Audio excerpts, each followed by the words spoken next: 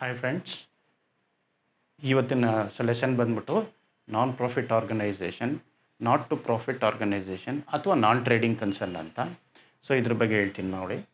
So topic ಬಂದು ಇವತ್ತಿನ syllabus non trading concern,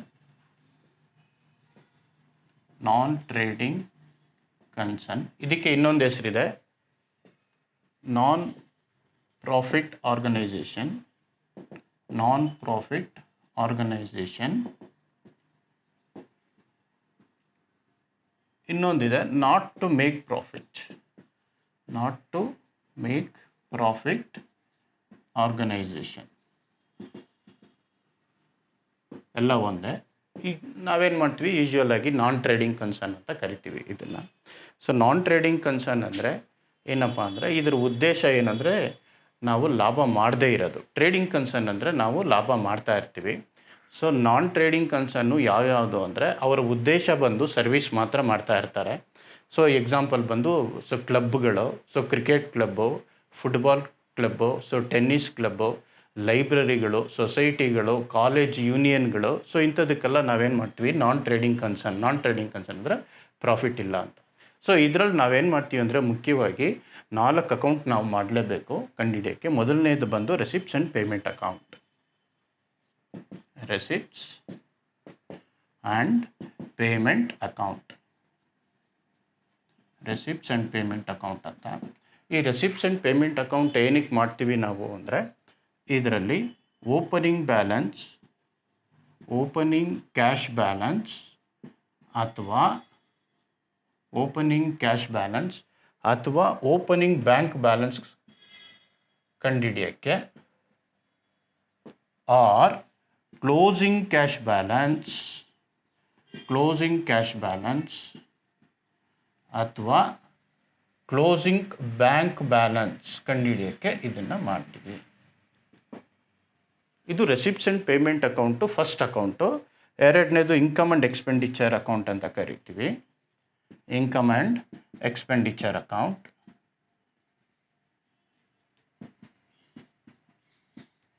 ಮೂರನೇದು ಬ್ಯಾಲೆನ್ಸ್ ಶೀಟ್, ಮೂರನೇದು ಬ್ಯಾಲೆನ್ಸ್ ಶೀಟ್ ಅಂತ ಮಾಡ್ತೀವಿ. ಈ ಬ್ಯಾಲೆನ್ಸ್ ಶೀಟಲ್ಲಿ ಎರಡು ಬರುತ್ತೆ. ಒಂದು ಬಂದು ಓಪನಿಂಗ್ ಬ್ಯಾಲೆನ್ಸ್ ಶೀಟ್, ಇನ್ನೊಂದು closing balance sheet. Opening balance sheet ಮತ್ತು ಕ್ಲೋಸಿಂಗ್ ಬ್ಯಾಲೆನ್ಸ್ ಶೀಟ್ ಮಾಡ್ತೀವಿ. So receipts and payment account first account. ಇದನ್ನು ನಾವು ಮಾಡೋದು ಏನಕ್ಕಪ್ಪ ಅಂದರೆ, ಇಲ್ಲಿ ನಾವು ಕ್ಲೋಸಿಂಗ್ ಕ್ಯಾಶ್ ಬ್ಯಾಲೆನ್ಸು ಅಥವಾ ಕ್ಲೋಸಿಂಗ್ ಬ್ಯಾಂಕ್ ಬ್ಯಾಲೆನ್ಸ್ ಕೊಟ್ಟಿರಲ್ಲ, ಅದನ್ನು ಕಂಡುಹಿಡಿಯೋಕ್ಕೆ ಇದನ್ನು ಮಾಡ್ತೀವಿ. ಎರಡನೇದು ಬಂದು income and expenditure account. Income and expenditure account ನಾವು ಏನಕ್ಕೆ ಮಾಡ್ತೀವಿ ಅಂದರೆ, ಇದರಲ್ಲಿ ಎಕ್ಸಸ್ ಆಫ್ ಇನ್ಕಮ್ ಓವರ್ ಈ ಎಕ್ಸ್ಪೆಂಡಿಚರ್ ಅಥವಾ ಎಕ್ಸಸ್ ಆಫ್ ಈ ಎಕ್ಸ್ಪೆಂಡಿಚರ್ ಓವರ್ ಇನ್ಕಮ್ನ ಕಂಡುಹಿಡಿಯೋಕ್ಕೋಸ್ಕರ ಇದನ್ನು ಮಾಡ್ತೀವಿ ನಾವು. ಇದನ್ನು ಆಮೇಲಿಂದ ಹೇಳ್ತೀನಿ ನಾನು. ಇವತ್ತು ಮೊದಲು ರೆಸಿಪ್ಟ್ಸ್ ಆ್ಯಂಡ್ ಪೇಮೆಂಟ್ ಅಕೌಂಟ್ ಮಾಡೋಣ. ಸೊ ಬ್ಯಾಲೆನ್ಸ್ ಶೀಟು ಅಷ್ಟೇ, ನೆಕ್ಸ್ಟ್ ಕ್ಲಾಸಲ್ಲಿ ಹೇಳ್ತೀನಿ ನಾನು. 1 by 1 ತೊಗೊಳ್ಳೋಣ. First receipts and payment account ಅಂದರೆ ಏನು ಅನ್ನೋದು ಫಸ್ಟ್ ಇವತ್ತು ನೋಡೋಣ. Receipts and payment account. So ನಿಮಗೆ ಗೊತ್ತಿದೆ, ಸೊ ರೆಸಿಪ್ಟ್ಸು ಪೇಮೆಂಟು. ರೆಸಿಪ್ಟ್ ಅಂದರೆ ನಮ್ಗೆ ಏನೇನು ಕ್ಯಾಶ್ ಬರುತ್ತೋ ಅದೆಲ್ಲ ರೆಸಿಪ್ಟ್ ಆಗುತ್ತೆ. ಪೇಮೆಂಟ್ ಅಂದರೆ ನಾವು ಏನೇನು ಕೊಡ್ತೀವೋ ಕ್ಯಾಶು ಅದೆಲ್ಲ ಪೇಮೆಂಟ್ ಆಗುತ್ತೆ. ರೆಸಿಪ್ಟ್ಸ್ ಆ್ಯಂಡ್ ಪೇಮೆಂಟ್ ಅಕೌಂಟಲ್ಲಿ ಏನಪ್ಪ ಅಂದರೆ, ಓನ್ಲಿ ಕ್ಯಾಶ್ ಟ್ರಾನ್ಸಾಕ್ಷನ್ ಮಾತ್ರ ಬರುತ್ತೆ, ಕ್ಯಾಶು ಅಥವಾ ಬ್ಯಾಂಕ್ ಟ್ರಾನ್ಸಾಕ್ಷನ್ ಮಾತ್ರ ಬರುತ್ತೆ. ಅಂದರೆ ನಗದು ವ್ಯವಹಾರ ಮಾತ್ರ ಇದರಲ್ಲಿ. ಸಾಲದ ರೂಪದಲ್ಲಿ ಯಾವುದು ರೆಸಿಪ್ಟ್ಸ್ ಆ್ಯಂಡ್ ಪೇಮೆಂಟ್ ಅಕೌಂಟಲ್ಲಿ ಬರಲ್ಲ. ಓಕೆ. ಸೊ ರೆಸಿಪ್ಟ್ಸ್ ಅಂದರೆ ನಮ್ಗೆ ಏನೇನು ಕ್ಯಾಶ್ ಬರುತ್ತೆ, ಪೇಮೆಂಟ್ ಅಂದರೆ ನಮ್ಮಿಂದ ಏನೇನು ಕ್ಯಾಶ್ ಹೋಗುತ್ತೆ. ಸೊ ಇದನ್ನು ನಾವು ಮಾಡೋ ಉದ್ದೇಶ ಏನಂದರೆ, ಒಂದು ಅವರು ಕ್ಲೋಸಿಂಗ್ ಬ್ಯಾಲೆನ್ಸ್ ಆಫ್ ಕ್ಯಾಶು ಅಥವಾ ಬ್ಯಾಂಕ್ ಬ್ಯಾಲೆನ್ಸ್ ಕೊಟ್ಟಿರಲ್ಲ, ಅದನ್ನು ಕಂಡುಹಿಡಿಯೋಕ್ಕೋಸ್ಕರ ಇದನ್ನು ಮಾಡ್ತೀವಿ. ಕೆಲವೊಂದು ಸಲ ಕ್ಲೋಸಿಂಗ್ ಕ್ಯಾಶ್ ಬ್ಯಾಲೆನ್ಸು ಅಥವಾ ಕ್ಲೋಸಿಂಗ್ ಬ್ಯಾಂಕ್ ಬ್ಯಾಲೆನ್ಸ್ ಕೊಟ್ಟಿರ್ತಾರೆ, ಓಪನಿಂಗ್ ಕೊಟ್ಟಿರಲ್ಲ, ಓಪನಿಂಗ್ ಕ್ಯಾಶ್ ಬ್ಯಾಲೆನ್ಸ್ ಅಥವಾ ಕ್ಲೋಸಿಂಗ್ ಬ್ಯಾಲೆನ್ಸು ನಾವು ಇದನ್ನು ಮಾಡ್ತೀವಿ. ನಾನು ಈಗ ಒಂದು ಎಕ್ಸಾಂಪಲ್ ಕೊಡ್ತೀನಿ, ಉದಾಹರಣೆ, ಅದನ್ನು ನೋಡ್ಕೊಳ್ಳಿ ಹೆಂಗೆ ಅಂತ.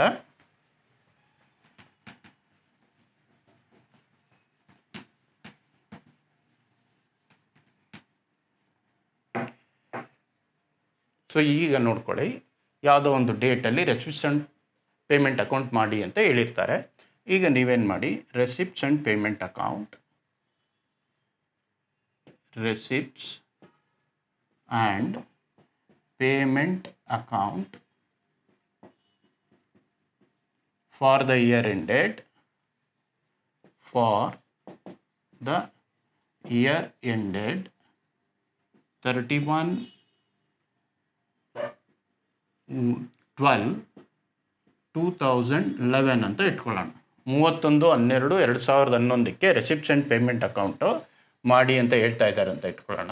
ರೆಸಿಪ್ಟ್ಸ್ ಆ್ಯಂಡ್ ಪೇಮೆಂಟ್ ಅಕೌಂಟ್ ಈ ಥರ ಬರುತ್ತೆ, 4 ಕಾಲಮ್ ಬರುತ್ತೆ. 4 ಕಾಲಮ್ನ ಡ್ರಾ ಮಾಡ್ಕೊಳ್ಳಿ.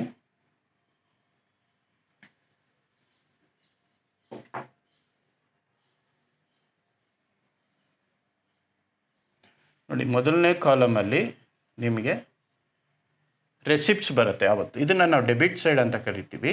ಇದು ಬಂದು ರೆಸಿಪ್ಟ್ಸ್ ಎಲ್ಲ ಇದರಲ್ಲಿ ಬರುತ್ತೆ, ಅಂದರೆ ನಮಗೇನೇನು ಹಣ ಬರುತ್ತೋ ಅದೆಲ್ಲ ಇದರಲ್ಲಿ ಬರುತ್ತೆ. Second is amount column. ಇದು ಬಂದು ಅಮೌಂಟು, ಇದು ರುಪೀಸು. ನೆಕ್ಸ್ಟ್ ಮೂರನೇ ಕಾಲಮ್ ಬಂದು ಪೇಮೆಂಟ್ ಕಾಲಮ್ ಅಂತ ಕರಿತೀವಿ. ಪೇಮೆಂಟ್ಸ್ ಕಾಲಮು ಇದು. ಇದರಲ್ಲೂ ಅಷ್ಟೇ ಅಮೌಂಟ್ಗೆ ನಾವು ಅಮೌಂಟ್ ಕಾಲಮ್ ರುಪೀಸ್ ಅಂತ ಬರುತ್ತೆ. ನೋಡಿ, ಯಾವತ್ತು ರೆಸಿಪ್ಟ್ಸ್ ಆ್ಯಂಡ್ ಪೇಮೆಂಟ್ ಅಕೌಂಟಲ್ಲಿ ಶುರು ಆಗೋದು ಟು ಬ್ಯಾಲೆನ್ಸ್ ಬ್ರಾಟ್ ಡೌನ್ ಅಂತ ಶುರು ಆಗುತ್ತೆ. ಟು ಬ್ಯಾಲೆನ್ಸ್ ಬ್ರಾಟ್ ಡೌನ್ ಅಂತ ಶುರು ಆಗುತ್ತೆ. ಇದು ಏನಪ್ಪ ಅಂದರೆ ಓಪನಿಂಗ್ ಬ್ಯಾಲೆನ್ಸ್ ಆಫ್ ಕ್ಯಾಶ್ ಅಂತ. ಓಪನಿಂಗ್ ಕ್ಯಾಶ್ ಬ್ಯಾಲೆನ್ಸ್ ಅಂತ ಇಟ್ಕೊಳ್ಳಿ. Opening cash and bank balance. Opening cash and bank balance. To balance brought ಡೌನಿಂದನೇ ಶುರು ಆಗೋದು. ಅದು ರೆಸಿಪ್ಟ್ ಸೈಡಲ್ಲಿ ಶುರು ಆಗುತ್ತೆ. ನೀವು ಟು ಬ್ಯಾಲೆನ್ಸ್ ಬ್ರಾಟ್ ಡೌನ್ ಅಂತಲೇ ಶುರು ಆಗುತ್ತೆ ಅಂದಾಜಾಗಿ. ಸೊ ಇಲ್ಲಿ ನೋಡ್ಕೊಳ್ಳಿ, ಎರಡು ಸೇರಿ ಒಂದು 20,000 ಕ್ಯಾಶ್ ಇದೆ ಅಂತ ಇಟ್ಕೊಳ್ಳೋಣ. 20,000 rupees ಕ್ಯಾಶ್ ಇದೆ ಅಂತ ಇಟ್ಕೊಳ್ಳೋಣ. ನೆಕ್ಸ್ಟ್ ಟ್ರಾನ್ಸಾಕ್ಷನ್ನು ಸಬ್ಸ್ಕ್ರಿಪ್ಷನ್ ರಿಸೀವ್ಡ್ ಅಂತ. ಇದು ಸಬ್ಸ್ಕ್ರಿಪ್ಷನ್ ಅನ್ನೋದು ಕಾಮನಾಗಿ ಕೊಟ್ಟಿರ್ತಾರೆ. ಸಬ್ಸ್ಕ್ರಿಪ್ಷನ್ ಅಂದರೆ ಮಂತ್ಲಿ ಅವ್ರೇನು ಮಾಡ್ತಾ ಇರ್ತಾರೆ, ಯಾರು ಇಷ್ಟ ಆಗುತ್ತೋ ಕ್ಲಬ್ಗೆ ಅಥವಾ ಲೈಬ್ರರಿಗೆ ಅವರು ದುಡ್ಡು ಕೊಡ್ತಾ ಇರ್ತಾರೆ. ಅದಕ್ಕೆ ಸಬ್ಸ್ಕ್ರಿಪ್ಷನ್ಸ್ ಅಂತ ಕರಿತೀವಿ. ಸಬ್ಸ್ಕ್ರಿಪ್ಷನ್ಸ್ನ ನೀವೇನು ಮಾಡಿ ಅಂದರೆ ಅದು ಯಾವತ್ತೂ ಅಷ್ಟೇ ಅದು ರೆಸಿಪ್ಟ್, ಅದು ನಮಗೆ ಇನ್ಕಮ್ ಆಗುತ್ತೆ, ಅದು ನಮಗೆ ದುಡ್ಡು ಬರ್ತಿದೆ ಅಂತ. ಸೊ ಇಲ್ಲಿ ಸಾಮಾನ್ಯವಾಗಿ ಟು ಸಬ್ಸ್ಕ್ರಿಪ್ಷನ್ ರಿಸೀವ್ಡ್ ಅಂತ ಕೊಟ್ಟಿರ್ತಾರೆ. ಸಬ್ಸ್ಕ್ರಿಪ್ಷನ್ಸ್ ರಿಸೀವ್ಡ್ ಅಂತ ಹಾಕ್ಕೊಳ್ಳಿ. Subscriptions received. ಈ ಸಬ್ಸ್ಕ್ರಿಪ್ಷನ್ಸಲ್ಲಿ ಏನಪ್ಪ ಆಗುತ್ತೆ ಅಂದರೆ ನಾವು ಮಾಡ್ತಾ ಇರೋದು 2011ಕ್ಕೆ. ಸಪೋಸ್ ಇಲ್ಲಿ ಹೋದ ವರ್ಷದ್ದು ಏನಾದರೂ ಬಾಕಿ ಇತ್ತು ಅಂದರೆ ಅದು ಈ ಸಲ ತಂದು ಕೊಟ್ಟಿರ್ತಾರೆ ಜನ, ಅದನ್ನು ನಾವು ಇಲ್ಲಿ ತೊಗೋತೀವಿ. ಏನಕ್ಕೆ ನಮಗೇನು ಕ್ಯಾಶ್ ಬರುತ್ತೋ ಆ ಕ್ಯಾಶೆಲ್ಲ ನಾವೇನು ಮಾಡ್ತೀವಿ, ರೆಸಿಪ್ಟ್ ಸೈಡಲ್ಲಿ ಹಾಕೋತೀವಿ. ಸೊ ಇಲ್ಲಿ ಸಬ್ಸ್ಕ್ರಿಪ್ಷನಲ್ಲಿ ಏನಂದರೆ ನಾವು ಮಾಡ್ತಿರೋದು 2011, ಅವರು 2009ನೇ ಇಸ್ವಿದು ಕೊಟ್ಟಿರ್ತಾರೆ, 2008ನೇ ಇಸ್ವಿದು ಇವಾಗ ತಂದು ಕೊಟ್ಟಿರ್ತಾರೆ. ಕೆಲವ್ರು ಏನು ಮಾಡ್ತಾರೆ ಅಂದರೆ ಮುಂದಿನ ವರ್ಷದ್ದೂ ಇವಾಗಲೇ ಕೊಟ್ಟುಬಿಡ್ತಾರೆ. ಸೊ ಇದಕ್ಕೆ ನಾವೇನು ಮಾಡ್ತೀವಿ ಅಂದರೆ ಸಪ್ರೇಟಾಗಿ ತೋರಿಸಿರ್ತೀವಿ. ಸಬ್ಸ್ಕ್ರಿಪ್ಷನ್ ರಿಸೀವ್ಡ್ ಕಳೆದ ವರ್ಷ ಅಂದರೆ 2010. 2010ರಲ್ಲಿ ನಮಗೆ ಒಂದು 25,000 ಬಂದಿರುತ್ತೆ ಅಂತ ಇಟ್ಕೊಳ್ಳೋಣ. 2011 ಅಂದರೆ ಈ ವರ್ಷ 2011. 2011ರಲ್ಲಿ ಒಂದು 50,000 ಅಂತ ತಗೊಳ್ಳೋಣ. 2012 ಮುಂದಿನ ವರ್ಷದ್ದು ಇವಾಗಲೇ ಕೊಟ್ಟುಬಿಡ್ತಾರೆ ನಮಗೆ, ಆಯಿತಾ. ಅದು ಒಂದು 30,000 ಅಂತ ಇಟ್ಕೊಳ್ಳೋಣ. ಸೊ ಇಲ್ಲಿ 3 ಸೇರಿದ್ರೆ 1,05,000 ರೂಪಾಯಿ ಆಯಿತು. 1,05,000 ರೂಪಾಯಿ ನಮಗೆ ಸಬ್ಸ್ಕ್ರಿಪ್ಷನ್ ಬಂದಿದೆ. ಸೊ ಇನ್ನೊಂದು ಸಲ ನೋಡ್ಕೊಳ್ಳಿ, ನಮಗೆ ರೆಸಿಪ್ಟ್ಸ್ ಆ್ಯಂಡ್ ಪೇಮೆಂಟ್ ಅಕೌಂಟಲ್ಲಿ ಹಿಂದಿನ ವರ್ಷದ್ದು ಬರುತ್ತೆ ಅಥವಾ ಮುಂದಿನ ವರ್ಷದ್ದು ಬರುತ್ತೆ, ಈ ವರ್ಷದ್ದು ಬರುತ್ತೆ. ಅಂದರೆ ಎಷ್ಟು ದುಡ್ಡು ಈ ಸಲ ನಮಗೆ ಬಂದಿರುತ್ತೋ ಅಷ್ಟು ಹಾಕೋತೀವಿ. ಅದರಲ್ಲಿ ಏನಾಗಿರುತ್ತೆ ಅಂದರೆ ಹಳೆ ಬಾಕಿನೂ ಇರುತ್ತೆ, ಅಡ್ವಾನ್ಸು ಇರುತ್ತೆ.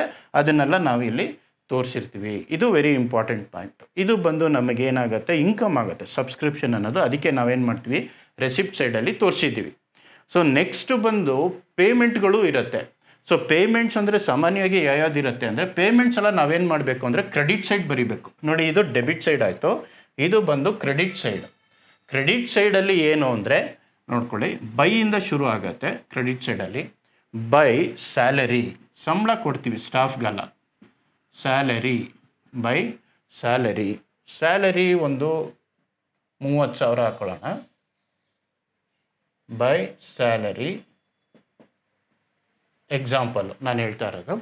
ನೆಕ್ಸ್ಟು ಅದೇ ಥರ ಬೈ ರೆಂಟ್, ಬಾಡಿಗೆ ಕೊಟ್ಟಿರ್ತಾರೆ.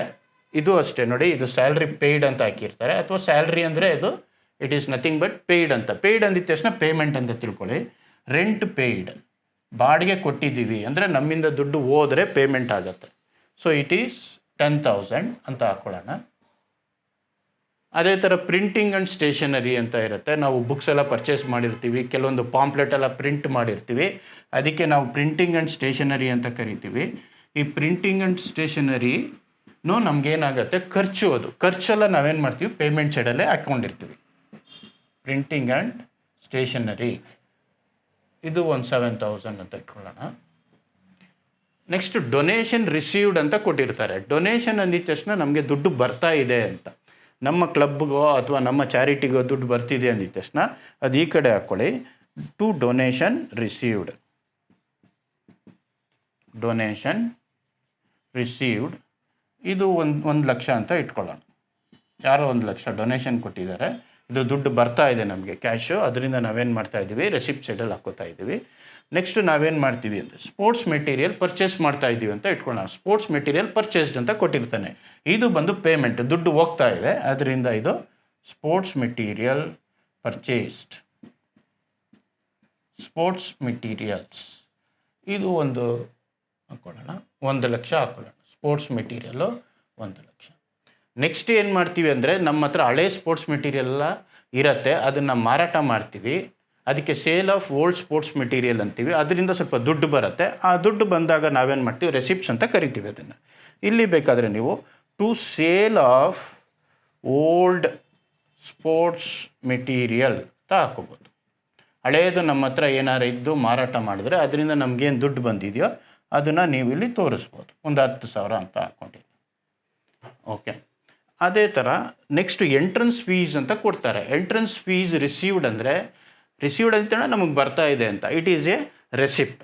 ಅದನ್ನು ನೀವು ರೆಸಿಪ್ಟ್ ಸೈಡಲ್ಲಿ to entrance fees received, to entrance fee received ಅಂತ ಹಾಕ್ಕೊಳ್ಳಿ. ಸೊ ಎಂಟ್ರೆನ್ಸ್ ಫೀಸ್ ಇದು ಒಂದು 50,000 ಹಾಕ್ಕೊಳ್ಳಿ. ಓಕೆ, ನೆಕ್ಸ್ಟು ಮಿಸಲೇನಿಯಸ್ ಎಕ್ಸ್ಪೆನ್ಸಸ್ ಅಂತ ಹಾಕ್ಕೊಳ್ಳಿ. ಎಲ್ಲ ಖರ್ಚುಗಳಿರುತ್ತೆ, ಈ ಥರ ಖರ್ಚುಗಳೆಲ್ಲ ಸೇರಿ ನಾವೇನಂತ ಕರಿತೀವಿ ಮಿಸಲೇನಿಯಸ್ ಎಕ್ಸ್ಪೆನ್ಸಸ್. ಮಿಸಲೇನಿಯಸ್ ಎಕ್ಸ್ಪೆನ್ಸಸ್ ಅಂತ ಕರಿತೀವಿ. ಈ ಮಿಸಲೇನಿಯಸ್ ಎಕ್ಸ್ಪೆನ್ಸಸ್ಸು ಒಂದು 30,000 ಹಾಕ್ಕೊಳ್ಳಿ. ಓಕೆ, ನೆಕ್ಸ್ಟು ನಿಮಗೆ ಇನ್ನೊಂದು ಏನಂದರೆ ಮೆಂಬರ್ಶಿಪ್ ಫೀ ರಿಸೀವ್ಡ್ ಅಂತ ಬರುತ್ತೆ. ಈ ಮೆಂಬರ್ಶಿಪ್ ಫೀಸ್ ರಿಸೀವ್ಡ್ ಅಂದರೆ ನಮಗೆ ದುಡ್ಡು ಬರ್ತಾ ಇದೆ, ಮೆಂಬರ್ಗಳಿಂದ ನಮಗೆ ದುಡ್ಡು ಬರ್ತಿದೆ, ಅದನ್ನು ನೀವು ಇಲ್ಲಿ ತೋರಿಸ್ಬೋದು. ಇದನ್ನು ನಿಮ್ಗೇನಾಗುತ್ತೆ ರೆಸಿಪ್ಟ್ ಆಗುತ್ತೆ. To membership fee, to membership fee ಇದೊಂದು 20,000 ಬರ್ಕೊಳ್ಳಿ. ಓಕೆ, ಸೊ ನೆಕ್ಸ್ಟು ಬೇರೆ ಸುಮಾರು ಖರ್ಚಿರುತ್ತೆ, ಅದರಲ್ಲಿ 2 ನ್ಯೂಸ್ ಪೇಪರ್ ಪರ್ಚೇಸ್ ಮಾಡ್ತಾರೆ ಅಂತ ಇಟ್ಕೊಳ್ಳೋಣ. Newspaper and periodicals, magazine, newspaper ಇದೆಲ್ಲ ಪರ್ಚೇಸ್ ಮಾಡಿದಾಗ ನಮ್ಮಿಂದ ದುಡ್ಡು ಹೋಗುತ್ತೆ, ಅದನ್ನು ಪೇಮೆಂಟ್ ಅಂತ ಕರಿತೀವಿ. ಇಲ್ಲಿ ನೀವು 2 ನ್ಯೂಸ್ ಪೇಪರ್ ಆ್ಯಂಡ್ ಮ್ಯಾಗಝೈನ್ ಇದೊಂದು 10,000 ರೂಪಾಯಿ ಹಾಕ್ಕೊಳ್ಳಿ. ಸೊ ಈಗ 2011ಕ್ಕೆ ಇಷ್ಟೆಲ್ಲ ಟ್ರಾನ್ಸಾಕ್ಷನ್ ಆಗಿದೆ. ಓಕೆ, ಈ ಟ್ರಾನ್ಸಾಕ್ಷನ್ ಎಲ್ಲ ನಾವೇನು ಮಾಡ್ತೀವಿ ಅಂದರೆ ಎಷ್ಟು ನಮಗೆ ದುಡ್ಡು ಬಂದಿದೆ, ನಗದು ಬಂದಿದೆ, ಎಷ್ಟು ನಗದು ನಮ್ಮಿಂದ ಹೋಗಿದೆ. This is the cash receipt, this is the cash payment. So ಇಲ್ಲಿ ನಮ್ಮ ಹತ್ರ ಓಪನಿಂಗ್ ಬ್ಯಾಲೆನ್ಸು ಕ್ಯಾಶ್ 20,000 ಇತ್ತು. ಈಗ ಇದೆಲ್ಲ ಆದಮೇಲೆ ಎಷ್ಟಿದೆ ನಮ್ಮ ಹತ್ರ ಕ್ಲೋಸಿಂಗ್ ಬ್ಯಾಲೆನ್ಸ್ ಅಂತ ನಮಗೆ ಈಗ ಗೊತ್ತಾಗತ್ತೆ. ನಾವು ಯಾವಾಗ ರೆಸಿಪ್ಟು ಪೇಮೆಂಟು ಸಪ್ರೇಟ್ ಮಾಡಿ ಬೇರೆ ಬೇರೆ ಹಾಕ್ಕೊಂಡಿರ್ತೀವೋ ಇಲ್ಲಿ ನಮಗೆ ಕ್ಲೋಸಿಂಗ್ ಕ್ಯಾಶ್ ಬ್ಯಾಲೆನ್ಸ್ ಅಥವಾ ಕ್ಲೋಸಿಂಗ್ ಬ್ಯಾಂಕ್ ಬ್ಯಾಲೆನ್ಸ್ ಗೊತ್ತಾಗುತ್ತೆ. ಈಗ ನೀವು ಸಾಮಾನ್ಯವಾಗಿ ಹಿಂಗೆ ನೋಡಿ, ರೆಸಿಪ್ಟ್ ಸೈಡಲ್ಲಿ ಜಾಸ್ತಿ ಇದೆ ಅಮೌಂಟ್, ರೆಸಿಪ್ಟ್ ಸೈಡಲ್ಲಿ ಟೋಟಲ್ ಮಾಡಿಕೊಡಿ. This is 20, 25, 35, 55.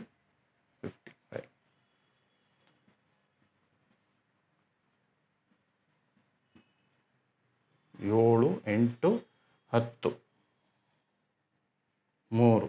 ಸೊ 3,05,000 ರೂಪಾಯಿ ಇದೆ ಇಲ್ಲಿ ಈ ಕಡೆ ಸೈಡಲ್ಲಿ. ಸೊ ನೀವು ಇಲ್ಲಿ ಜಾಸ್ತಿ ಯಾವ ಸೈಡಲ್ಲಿದೆ ಅಮೌಂಟು ಅದೇ ಅಮೌಂಟು ಈ ಕಡೆನೂ ಹಾಕ್ಕೊಳ್ಳಿ. ಇಲ್ಲೂ ಅಷ್ಟೇ 3,05,000 ಅಂತ 3,05,000 ರೂಪಾಯಿ ಹಾಕ್ಕೊಳ್ಳಿ. 3,05,000 ಹಾಕ್ಕೊಳ್ಳಿ. ಸೊ 3,05,000 ಈಗ ಎಷ್ಟು ಡಿಫ್ರೆನ್ಸ್ ಬರುತ್ತೆ ನೋಡಿ. ಸೊ ಇಲ್ಲಿ ಡಿಫ್ರೆನ್ಸ್ ಬಂದು 0, 7, 7, 7, 8, 15, 1, 4 1 5 5 4 9 9 1 10 10 1 1 2. ಸೊ 1,18,000 ರೂಪಾಯಿ ನಮ್ಮ ಹತ್ರ ಕ್ಲೋಸಿಂಗ್ ಕ್ಯಾಶ್ ಬ್ಯಾಲೆನ್ಸ್ ಬರುತ್ತೆ ಇಲ್ಲಿ. ಓಕೆ, 7 7 8 15 1 2 3 6 4 10 3. ನೋಡಿ, ಇದು ಬಂದು ನಮಗೆ ಟೋಟಲ್ ದುಡ್ಡು ಬಂದಿರೋದು 3,05,000. 3,05,000ದಲ್ಲಿ ಇಷ್ಟೆಲ್ಲ ಖರ್ಚು ಮಾಡಿ ಉಳಿಕೆ ನಮ್ಮ ಹತ್ರ 1,18,000 ರೂಪಾಯಿ ಇದೆ. ಇದನ್ನು ನಾವೇನು ಮಾಡ್ತೀವಿ ಅಂದರೆ ಬೈ ಬ್ಯಾಲೆನ್ಸ್ ಕ್ಯಾರಿಡ್ ಡೌನ್ ಅಂತ ಬರಿತೀವಿ. ಬರೆದು ಬ್ರ್ಯಾಕೆಟಲ್ಲಿ ಕ್ಲೋಸಿಂಗ್ ಕ್ಯಾಶ್ ಬ್ಯಾಲೆನ್ಸ್, ನೋಡಿ ಇಲ್ಲಿ ಓಪನಿಂಗ್ ಕ್ಯಾಶ್ ಬ್ಯಾಲೆನ್ಸ್ ಅಂತ ಬರಿತೀವಿ.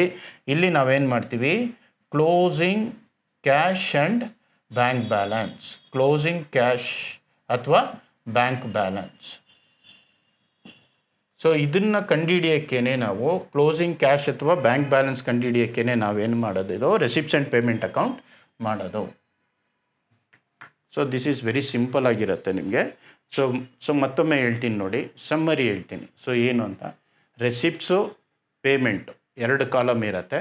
ರೆಸಿಪ್ಟ್ಸ್ ಅಂದರೆ ನಮಗೆ ಏನೇನು ಕ್ಯಾಶ್ ಬರುತ್ತೋ ಅದೆಲ್ಲ ನಾವೇನು ಮಾಡ್ತೀವಿ, ರೆಸಿಪ್ಟ್ ಸೈಡಲ್ಲಿ ಬರಿತೀವಿ. ಪೇಮೆಂಟ್ ಅಂದರೆ ನಮ್ಮಿಂದ ಏನೇನು ಕ್ಯಾಶ್ ಹೋಗುತ್ತೋ, ಅಂದರೆ ಏನೇನು ಖರ್ಚು ಮಾಡಿರ್ತೀವೋ ಅವೆಲ್ಲ ನಾವು ಪೇಮೆಂಟ್ ಸೈಡಲ್ಲಿ ಬರಿತೀವಿ. ಇಲ್ಲಿ ಓಪನಿಂಗ್ ಬ್ಯಾಲೆನ್ಸ್ ಕೊಟ್ಟಿರ್ತಾರೆ ಕ್ಯಾಶು, ನಾವೇನು ಮಾಡ್ತೀವಿ, ಕೊನೆಯಲ್ಲಿ ಕ್ಲೋಸಿಂಗ್ ಕ್ಯಾಶ್ ಬ್ಯಾಲೆನ್ಸ್ ಕಂಡುಹಿಡಿತೀವಿ. ಇದನ್ನು ನಾವು ರೆಸಿಪ್ಟ್ಸ್ ಆ್ಯಂಡ್ ಪೇಮೆಂಟ್ ಅಕೌಂಟ್ ಅಂತ ಕರಿತೀವಿ. ನಾನ್ ಟ್ರೇಡಿಂಗ್ ಕನ್ಸರ್ನು ಅಥವಾ ನಾನ್ ಪ್ರಾಫಿಟ್ ಆರ್ಗನೈಸೇಷನಲ್ಲಿ ಇದು ಬಂದು ಮೊದಲನೇ step. Receipts and payment account ಅಂದರೆ ಏನು ಅನ್ನೋದು. ಸೊ ನೆಕ್ಸ್ಟ್ ಕ್ಲಾಸಲ್ಲಿ ನಾನು ಇದರಲ್ಲೇ ಒಂದು 4-5 ಎಕ್ಸಾಂಪಲ್ ಕೊಟ್ಬಿಟ್ಟು ಅಡ್ವಾನ್ಸ್ ಆಗಿ ನಾನು ಪ್ರಾಬ್ಲಮ್ ಮಾಡ್ಕೊಂಡು ಹೋಗ್ತೀನಿ. ಆಮೇಲಿಂದ income and expenditure account, next balance ಶೀಟಲ್ಲಿ ಕ್ಲೋಸಿಂಗು ಮತ್ತು ಓಪನಿಂಗು ಹೆಂಗೆ ಮಾಡೋದು ಅಂತ ಹೇಳ್ತೀನಿ ನಾನು. ಸೊ ನೆಕ್ಸ್ಟ್ ಕ್ಲಾಸಲ್ಲಿ ನಾನು ಕಂಟಿನ್ಯೂ ಮಾಡ್ತೀನಿ. Thank you.